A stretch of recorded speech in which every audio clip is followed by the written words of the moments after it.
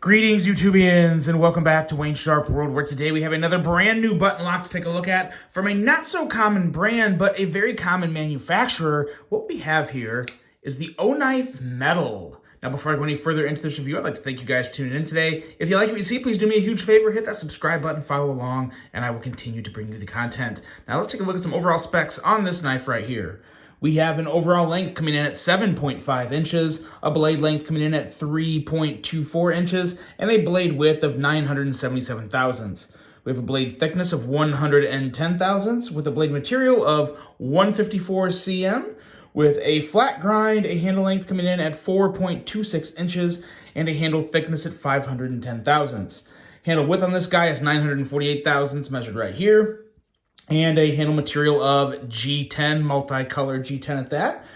We have, of course, a button lock locking mechanism with a user of a right or left hand tip-up carry, a weight coming in at 3.69 ounces, and a price of $67.99. But wait, I have a discount code to save you 10%. That would bring this guy down to about $61.20. All the link and the discount code will all be linked below in this video for you guys to check out. Now, let's do some size comparisons here and see how it stacks up with some other button locks, because, you know, there's a couple other button locks I guess I have sitting around that we can compare it with. Let's start off with some Civivis, because there is one Civivi that really reminds me of this. Not this one, though. This is the Civivi Altis, but it is actually very close to the Altis in overall length. It's very similar in terms of length.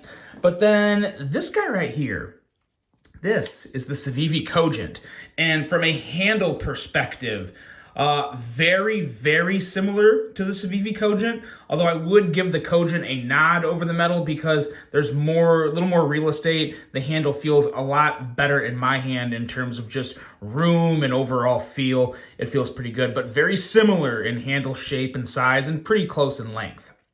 But there's those two. And two more here to take a look at. And the other two here are very interesting because they're from the company that manufactured this guy. And that is Kizer. This is the Kizer Assassin XL. And then we also have the Kizer Gemini, which is also this is the Knife Center exclusive button lock here. And as you can see, very close to the Gemini, not quite as long as the Assassin XL. Now, of course, you guys know it's no secret to anyone that watches this channel. I absolutely love me some Kizer. I think they're one of the best to do it in the industry right now, especially in that more affordable price range. And the fact that this is manufactured by Kizer is a damn good thing. It's a great thing. You can't go wrong with it. And I tell you what, you can tell that Kizer manufactured this because for a button lock, and for what I believe this is O-Knife's first button lock. It's really good, really good. Has a great feel. Let's get back here to the regular Wayne Sharp World order, and let's get to this blade, and we'll cover it all from there.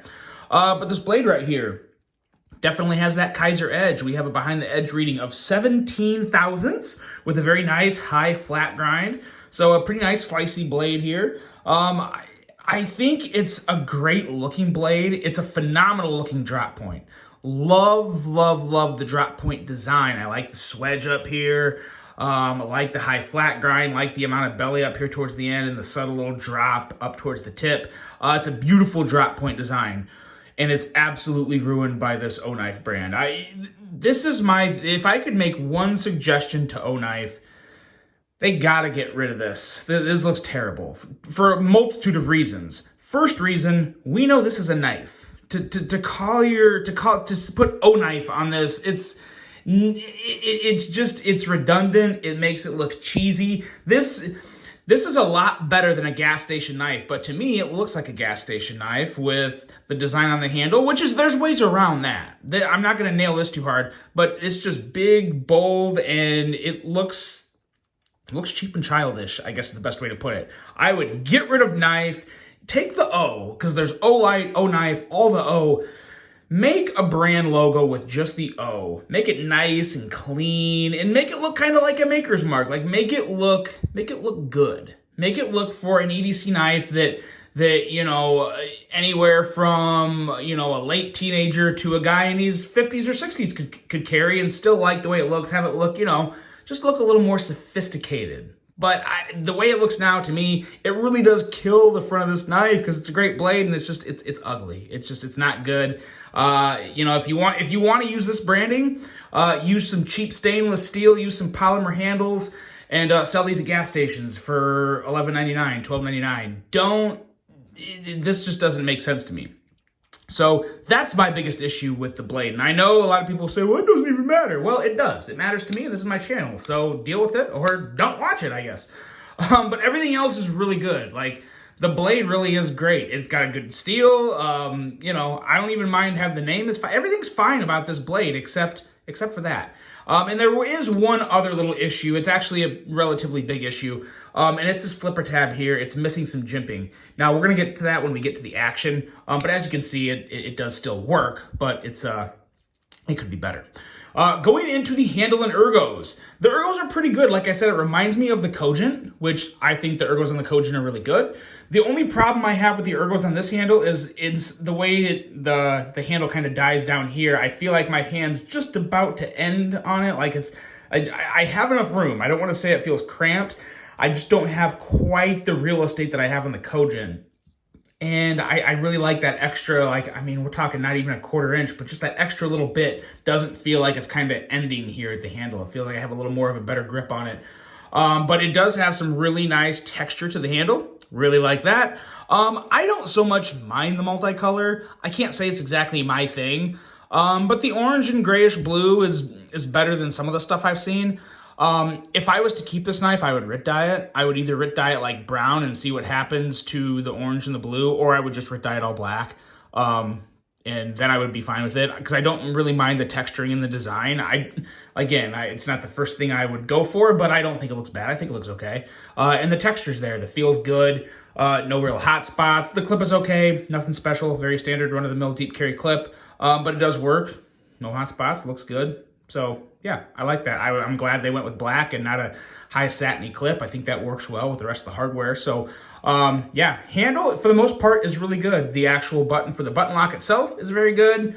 You don't have to push down too hard to get it to close on you. Yeah, it's pretty good. It's like any button knife, or any button lock. I feel like any button lock, you really have to, you know, get out of the box and spend a little time with and just kind of get for the feel of just how far you have to push the button down. Every little button lock has its little nuances, and depending on how many you handle, you may get used to one specific knife a lot sooner than the other. But overall, I do like the handle and ergos on this knife. It's pretty acceptable. And again, it all feels like Kaiser. Like I feel like this came from Kaiser, and I do like that a whole lot. I think they went with a perfect OEM for this knife. Going into the action, again, more Kaiser. It's really good action. I really, really do enjoy the action a whole lot. The only problem I have with this that would make this knife a lot better, I'm going to bring out this Cogent again because, again, I say this a lot, and I'll keep saying it. Civivi is the best at doing the full radius jimping, and especially for a flipper like these are both relatively minimal flippers. If you notice, the jimping on this flipper is spaced out way far in between, or a little farther apart, and it's kind of like chamfered really strongly. It doesn't have quite the distinguished lines, and I don't want to say sharp because it's not aggravating, but more distinguished lines to where you can feel and see more texture. That really, really helps deploying this blade. Really helps. Like it's big. I really, really love the flipper. This still might arguably be the best budget flipper button lock, mainly because of the texture on this jimping, or the texture of the jimping on the flipper. There we go. But it's just an effortless flip. This is a fantastic button lock, and this has the potential to be that. It really does, because the action's great. But to have that easy breezy flip, you know, you don't quite have it. You can do some slips on this. With no traction, no texturizing at the end of this flipper. I want to see full radius jimping all the way from like here to where it actually starts, and a little tighter jimping. That would be perfect. If it had this, if this flipper had that, I'm a little crisscross today. It would be phenomenal. The way it is, it's still really good. Like I said, it has the Kaiser action, so I really like that, and I don't have a lot of complaints about it.